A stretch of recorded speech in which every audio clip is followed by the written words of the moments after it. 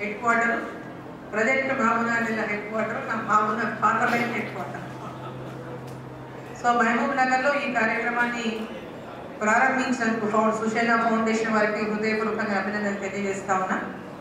మరి ఈ యొక్క ఫౌండేషన్కి పూర్తి సహకారాన్ని అందిస్తున్నటువంటి పెగా సిస్టమ్స్కి కూడా నా యొక్క పూర్తి ధన్యవాదాలు, అభినందనలు తెలియజేస్తాను.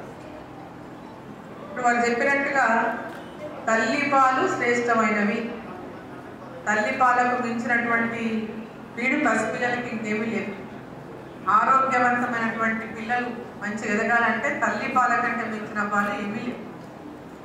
సో ఇక్కడ తల్లిపాలలో మనకు వచ్చినటువంటి డే టు డే టెక్నాలజీలో, డే టు డే జరుగుతున్నటువంటి వస్తున్నటువంటి టెక్నాలజీలో తల్లిపాలని వాటిని సేవ్ చేసుకొని ఎవరికైతే తల్లిపాలు అందడం లేదు, ప్రిమేచ్యూర్ బేబీస్ కావచ్చు, అండర్ వెయిట్ బేబీస్ కావచ్చు, మరి వాళ్ళకి ఎవరికైతే తల్లిపాలను అందించడానికి అవకాశం ఇచ్చే విధంగా ఇక్కడ ఈ సెంటర్ని ఏర్పాటు చేయడం అనేది చాలా సంతోషకరమైనటువంటి విషయంగా, ముఖ్యంగా మహబూబ్ నగర్ లాంటి బ్యాక్వర్డ్ డిస్ట్రిక్ట్ అంటే బ్యాక్వర్డ్ అనేది ఇంకా మనం ముందుకు పోతున్నాము. ఈవెందో ఇంకా చాలా మందికి ఈ తల్లి పాల పైన ఎంత అనుకున్నటువంటి ఎంత శ్రేష్టమైన పాలన అవగాహన కల్పించినా కూడా దీనివల్ల ఎంత ఇంపార్టెన్స్ కూడా దీనివల్ల తెలుస్తుంది మనకు.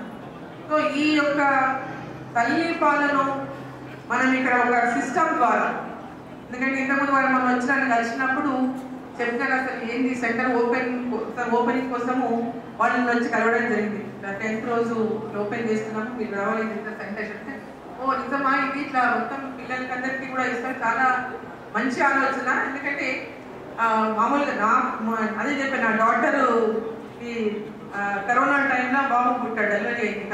స్వీట్ కరోనా మూమెంట్ అది. సో ఆ టైంలో డెలివరీ అయినప్పుడు బాబు కొంచెం అండర్ వెయిట్ పుట్టాడు, 2.2 సంథింగ్, 2.2 అండర్ వెయిట్ పుట్టినప్పుడు మదర్ మిల్క్ అనేది ఇక తను మా డాటర్ అంటే వాడు వీక్గా పుట్టాడు కాబట్టి హెల్తీగా ఉండాలని ఎన్ని రోజులు నా పాలు ఇవ్వగలిగితే అన్ని రోజులు పాలు ఇవ్వాలని, ఆ పాలని ఒక చుక్క కూడా డ్రాప్ కూడా వేస్ట్ కాకుండా తను ఆ పాలని సేవ్ చేసి లాస్ట్ మినిట్ వరకు కూడా తను ఆ పాలని ఆ బాబుకి ఇచ్చింది. వాడు భక్త కూడా చాలా స్ట్రాంగ్ ఉన్నాడు అనమాట.